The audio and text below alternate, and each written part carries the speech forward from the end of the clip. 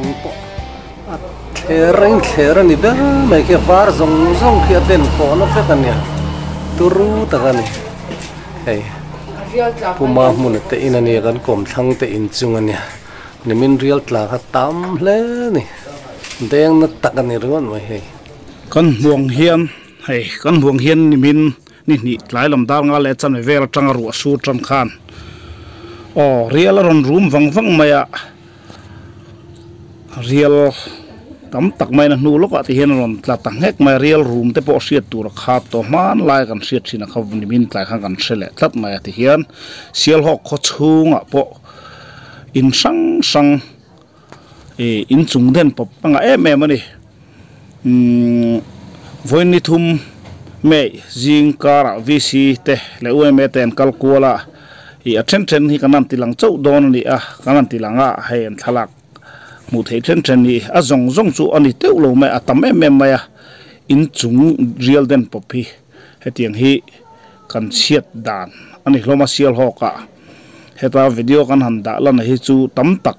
ani lova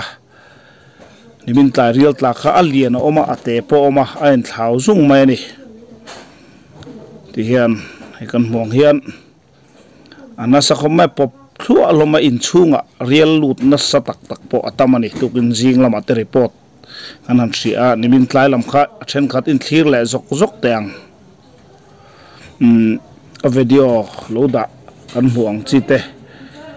I tlem kanan thlir lenga ti hian in chung den chiat hi anga em ani real tla anasa tiang anga in chung pop khopa real tla hi chu kan tong khat khop mai helai muna po hian amaro chu tun tum chu na tlanga ham khoi pui ngai hi kan om deuh nual maya foinia ni thum me sang ni la som ni pali hian vc ten information a veng tin ten na tlanga chuaka in pui tlang turin information an pe chuak dum ani nimin lam hin thlir phot teng zanin tai real ta chu alien le mai oh hay atam boka alien boka kan kom saka po avum tun mai hey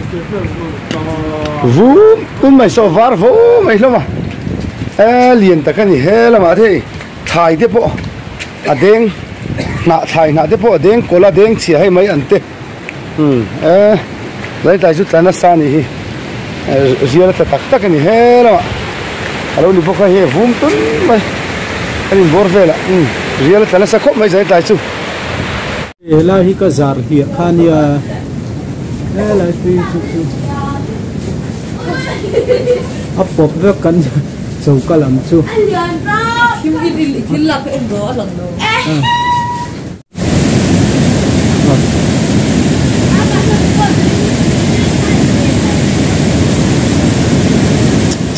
đi khỏi cùng nữa số lần cái số môi khóc này thôi đưa là ông thuốc đi khỏi cùng nữa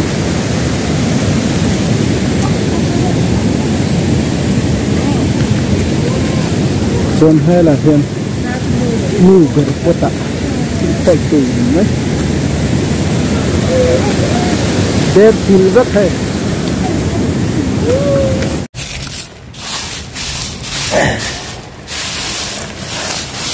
ê nghe mùa trời tiêu phải ít ống rồi